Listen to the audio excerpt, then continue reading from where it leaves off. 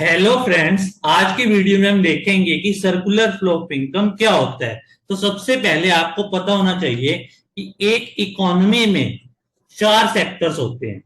Number one पे आता है हाउस होल्ड। हाउस होल्ड वो होते हैं जो गुड्स एंड सर्विसेज की कंजम्पशन करते हैं। नंबर टू पे आती है फर्म्स। फर्म्स वो होती हैं जो गुड्स एंड सर्विसेज की प्रोडक्शन करते हैं। नंबर थ्री पे आती है गवर्नमेंट। गवर्नमेंट ट्रेड को रेगुलेट करती है, टैक्सेस को लेवी करती है। नंबर फोर पे आता है फॉरेन सेक्टर। फॉरेन सेक्टर वो है जो हमारे देश की बाउंड्रीज के बाहर के देश हैं। फॉर एग्जांपल, अगर इंडिया यूएस से ट्रेड कर रहा है, अमेरिका से ट्रेड कर रहा है, तो अमेरिका हमारे लिए फॉरेन सेक्टर है। आज की वीडियो के लिए हम ये अजम्पशन लेंगे कि गवर्नमेंट एग्जिस्ट नहीं करती और फॉरेन सेक्टर भी एग्जिस्ट नहीं करता। ऐसी अजम्पशन हम क्यों ले रहे हैं? ऐसी अजम्पशन हम इसलिए ले रहे हैं ताकि हम सर्कुलर फ्लो ऑफ इनकम को इजीली समझ पाए। तो आज हम बात बेसिकली कर रहे हैं टू सेक्टर इकोनॉमी में। इकोनॉमी में चार सेक्टर होते हैं, पर आज हम अज्यूम कर रहे हैं कि दो सेक्टर, गवर्नमेंट और फॉरेन सेक्टर, एब्सेंट है। तो केवल इकोनॉमी में हाउस होल्ड है और केवल इकोनॉमी में फर्म्स है। तो ये हमारी आज की अजम्पशन है। आज हम two sector model of circular flow of income को देखेंगे। थ्री सेक्टर मॉडल और फोर सेक्टर मॉडल मैं आने वाली वीडियोस में आपको समझाऊंगा। तो अब आपको ये तो पता ही होगा कि एक इकोनॉमी में चार फैक्टर्स ऑफ प्रोडक्शन होते हैं। लैंड होता है, लेबर होती है, कैपिटल होती है, एंटरप्रेन्योरशिप होती है। ये आप छोटी क्लासों से पढ़ते आ रहे हो कि लैंड को, जो लैंड देता है उसे रेंट मिलता है, जो लेबर देता है उसे वेजेस मिलती है, कैपिटल पे इंटरेस्ट मिलता है और एंटरप्रेन्योर को प्रॉफिट मिलता है। एंटरप्रेन्योर वो होता है जो लैंड, लेबर और कैपिटल को मैनेज करता है। ठीक है।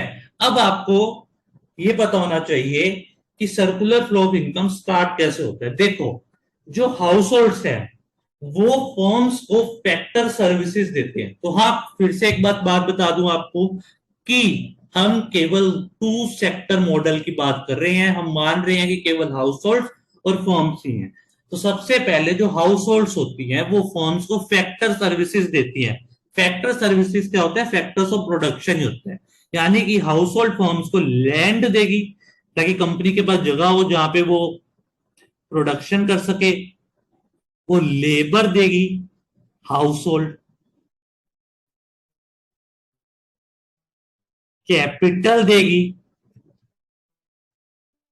साथ में एंटरप्रेन्योरशिप देगी। ये factors of production house hold firms को प्रोवाइड करते हैं। Firms in factors of production से, इन फैक्टर सर्विसेज से गुड्स एंड सर्विसेज प्रोड्यूस करते हैं और ये गुड्स एंड सर्विसेज वो हाउस होल्ड्स को इन रिटर्न देते हैं। तो बेसिकली हाउस होल्ड्स ने फर्म को फैक्टर सर्विसेज दी, फर्म्स ने हाउस होल्ड को गुड्स एंड सर्विसेज दिए। गुड्स एंड सर्विसेज की प्रोडक्शन कैसे हुई? फैक्टर सर्विसेज के फैक्टर्स ऑफ प्रोडक्शन की मदद से हुई। ठीक है। अब जो हाउस होल्ड ने फर्म को फैक्टर सर्विसेज दी है, इसके बदले फर्म हाउस होल्ड को फैक्टर पेमेंट देती है। Factor services house hold firm को फ्री में नहीं प्रोवाइड करता, तो उसके बदले फैक्टर पेमेंट लेता है। लैंड का, जैसे अभी आपको बताया था, रेंट मिलेगा, लेबर की वेजेस मिलेंगी, कैपिटल पे इंटरेस्ट मिलेगा और एंटरप्रेन्योर को प्रॉफिट मिलेगा। ये factor payment firms household को देती हैं। ये कॉम्पनसेशन है हाउस होल्ड को फैक्टर सर्विसेज प्रोवाइड करने के लिए। हाउस होल्ड ने फर्म को फैक्टर सर्विसेज प्रोवाइड करी, land, labour, capital, entrepreneurship. Firms ने हाउस होल्ड को फैक्टर पेमेंट दी as a compensation for factor services. Compensation क्या है?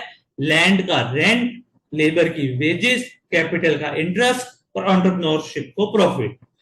ठीक है। अब जो फर्म्स ने हाउस होल्ड को गुड्स एंड सर्विसेज दिए, उसके बदले हाउस होल्ड फर्म को एक्सपेंडिचर देगा। हाउस होल्ड एक्सपेंडिचर इंकर करेगा तभी फर्म्स उसे गुड्स एंड सर्विसेज देंगे। हाउस होल्ड ने फर्म से फ्री में गुड्स एंड सर्विसेज नहीं लिए, उन्होंने कंजम्पशन एक्सपेंडिचर खर्च किया, उन्होंने एक्सपेंडिचर को खर्च किया, उन्होंने पैसा खर्च किया, हाउस होल्ड ने खर्चा किया। उस खर्चे की मदद से ही उन्हें गुड्स एंड सर्विसेज मिले हैं। तो ये आउटर लूप देखो, अब फर्म से हाउस होल्ड में पैसा फ्लो कर रहा है in form of factor payment, in form of factor payment firm से हाउस होल्ड में जा रहा है, और ये factor payment firm household को क्यों दे रही है? As compensation for factor services. Similarly household से फर्म पे कंजम्पशन एक्सपेंडिचर जा रहा है। क्या जा रहा है? कंजम्पशन एक्सपेंडिचर जा रहा है। अगेन ये कंजम्पशन एक्सपेंडिचर क्यों इंकर कर रहा है household? Because as a compensation for buying goods and services. तो ये जो आउटर लूप देखो, ये जो आउटर लूप है, इसमें पहले फर्म से हाउस होल्ड में फैक्टर पेमेंट गई, और हाउस होल्ड से फर्म पे फिर कंजम्पशन एक्सपेंडिचर गया। अब ये जो फैक्टर पेमेंट है, ये फर्म के लिए तो पेमेंट है, लेकिन ये हाउस होल्ड के लिए क्या है? ये हाउस होल्ड के लिए इनकम है।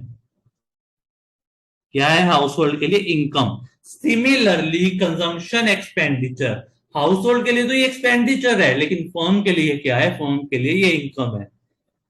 तो ये ऐसे सर्कुलर फ्लो ऑफ मनी हो रहा है इकोनॉमी में। फर्म से हाउस होल्ड में पैसा गया, हाउस होल्ड से फर्म पे गया। एक एक की एक्सपेंडिचर एक की इनकम है, एक की इनकम दूसरे का एक्सपेंडिचर है। Once expenditure is others income and once income is others expenditure. इससे ही हम सर्कुलर फ्लो ऑफ इनकम कहते हैं कि इकोनॉमी में इनकम सर्कुलेट कर रही है। तो बेसिकली अगर आपको ये समझ आ गया तो इसको मतलब आपको टू सेक्टर मॉडल और सर्कुलर फ्लो ऑफ इनकम समझ आ गया।